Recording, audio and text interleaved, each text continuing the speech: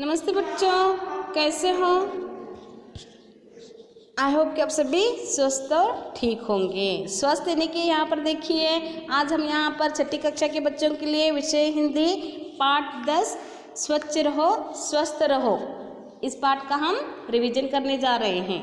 तो ऑलरेडी इस पाठ को लेकर हम अध्ययन कर चुके हैं, तो फिर से एक बार आज के इस क्लास में हम रिवीजन करेंगे। ओके, तो बच्चों सभी अपनी अपनी किताबें अपने साथ रखिए।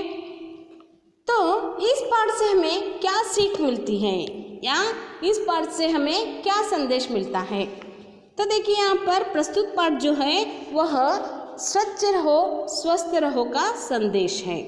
प्रस्तुत पाठ जो है स्वच्छ रहो स्वस्थ रहो का संदेश है।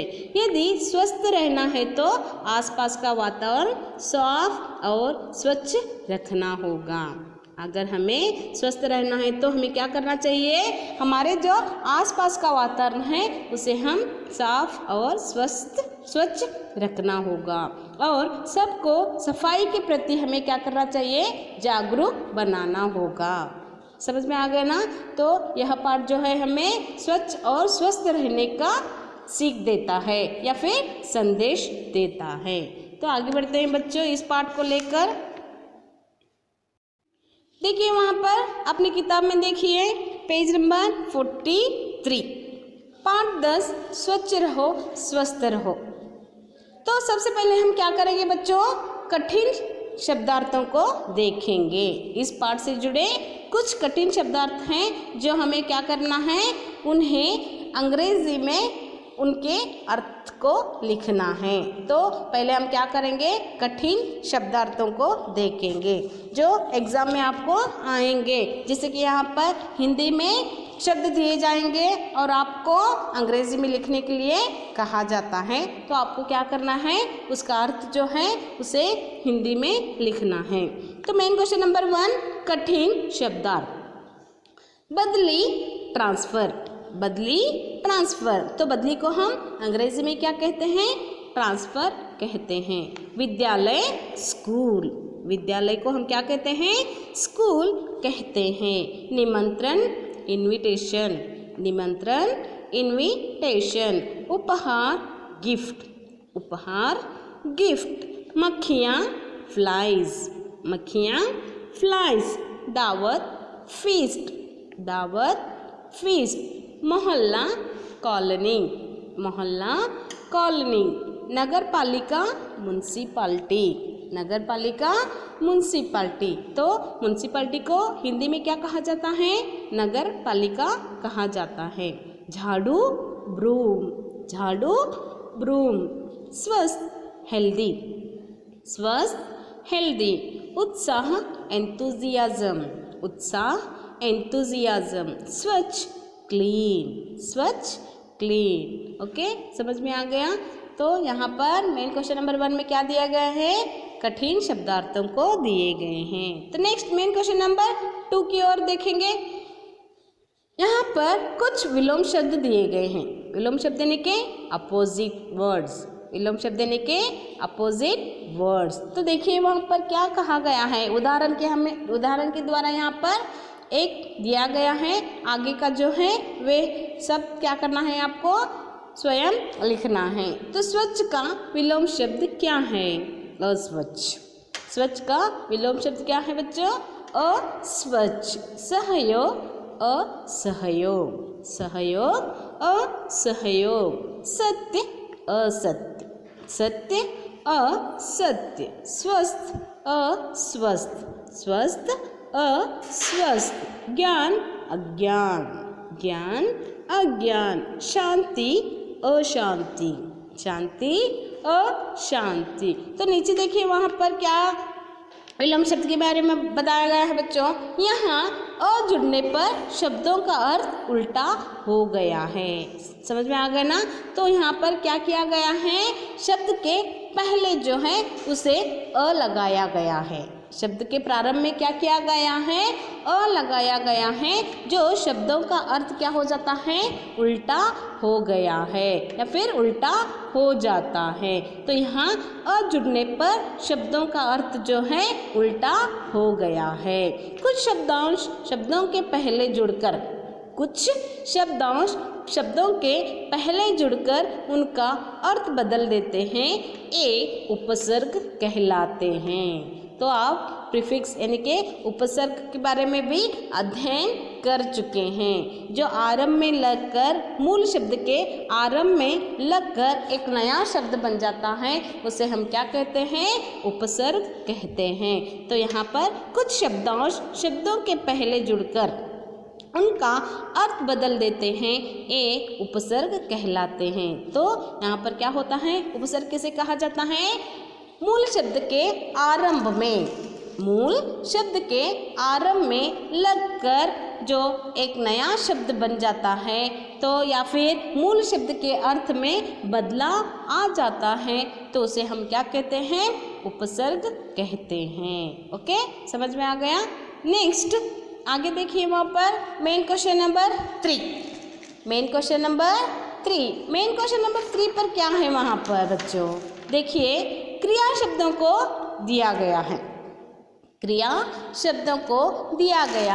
तो क्रिया किसे कहते हैं, क्रिया किसे कहा जाता है, तो क्रिया शब्दों को तो दिए गए हैं, लेकिन क्रिया किसे कहा जाता है, जिस शब्द से किसी काम के करने या होने का बोध होता है, उसे क्रिया कहते हैं। समझ में आ गया, जिस शब्द से किसी काम के करने या होने का बोध होता है, उसे क्रिया कहते हैं। तो यहाँ पर क्रिया किसे कहा जाता है, काम करने या काम होने का जो बोध होता है या पता चलता है, उसे हम क्या कहते हैं, क्रिया कहते हैं। तो यहाँ पर भी मेन क्वेश्चन नंबर 3 में भी कुछ क्रिया शब्द दिए गए हैं, जिन्हें आपको पढ़ना है। देखिए वहाँ पर मेन क्वेश्चन नंबर 3, क्रिया शब्द: डालना, लिखना, सुनना, बोलना, भूलना,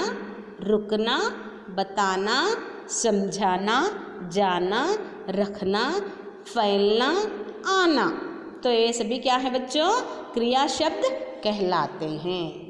ये जो शब्द यहाँ पर आपको दिए गए हैं, वे क्रिया शब्द कहलाते हैं। डालना, लिखना, सुनना, बोलना, भूलना, रुकना, बताना, समझाना, जाना, रखना, फैलना, आना। तो वहाँ पर देखिए नीचे रेड लाइन में दिया गया है, जिन शब्दों से कार्य के होने या करने का पता चलता है, वे क्रिया कहलाते हैं। तो अंग्रेजी में हम क्रिया को क्या कहते हैं, वर्ब कहते हैं। अंग्रेजी में हम क्रिया को क्या कहते हैं बच्चों, वर्ब कहते हैं। जिन शब्दों से कार्य के होने या करने का पता चलता है, वे क्रिया कहलाते हैं। तो समझ में आ गया क्रिया किसे कहते हैं। नेक्स्ट मेन क्वेश्चन नंबर 4 यहाँ पर देखिए, पहले हम रेड लाइन को देखेंगे, नीचे देखिए लास्ट में, कि 2 वाक्यों को जोड़ता है, जबकि की संज्ञा के साथ संबंध बताता है। की जो है एक छोटी मात्रा की ई वाला की है, और दूसरा की जो है वह बड़ी मात्रा वाला ई की जो की कहा जाता है। जैसे कि एक पहले वाला जो की है, यानी कि छोटी मात्रा की ई वाला जो की है, 2 वाक्यों को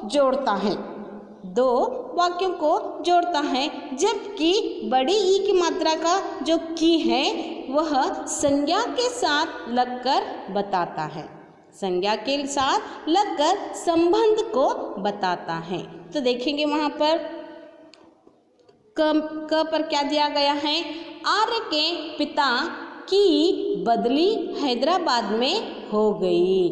आर्य और हैदराबाद जो है वे क्या हैं बच्चों, संज्ञा कहलाते हैं। तो यहाँ पर संज्ञा के साथ संबंध बताता है। जो बड़ी ई की मात्रा का जो की है वह क्या है, संज्ञा के साथ संबंध बताता है। तो आर्य के पिता की बदली हैदराबाद में हो गई। नेक्स्ट, अध्यापक ने कहा कि आप कूड़ा कूड़ेदान में ही डालें। आप कूड़ा क्या करें, कूड़ेदान में ही डालें। अध्यापक ने कहा कि आप कूड़ा कूड़ेदान में ही डालें। जो ये की किस तरह का है, छोटी मात्रा के ई का की है। सुंदरम ने बताया कि सब कूड़ा बाहर ही फेंक देते हैं।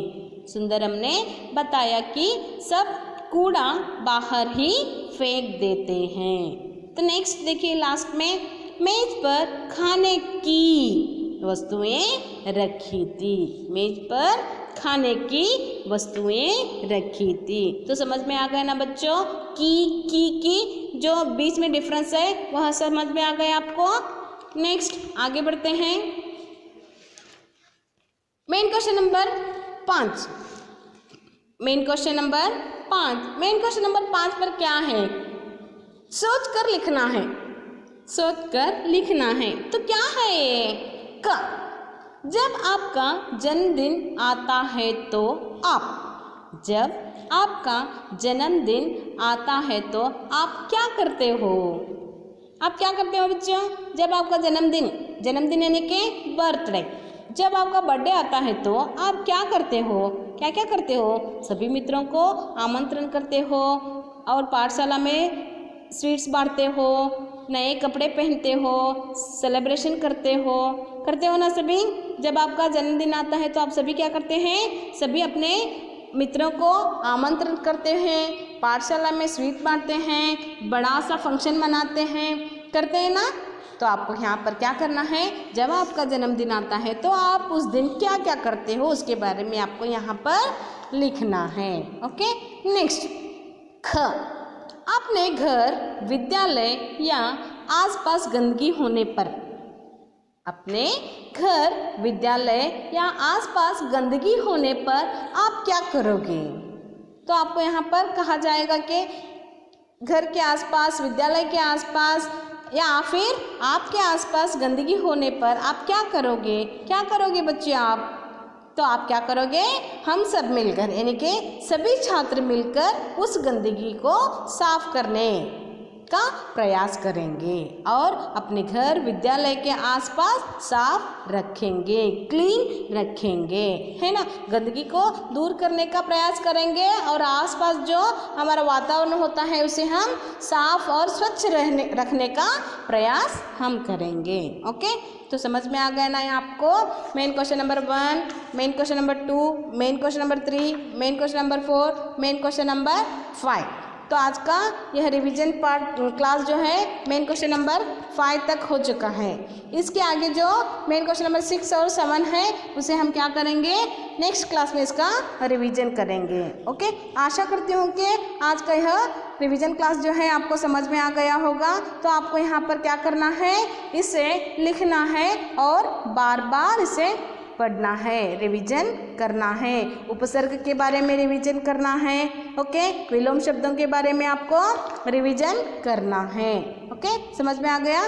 तो नेक्स्ट क्लास में हम फिर से मिलेंगे इसी पार्ट को लेकर। तब तक के लिए धन्यवाद।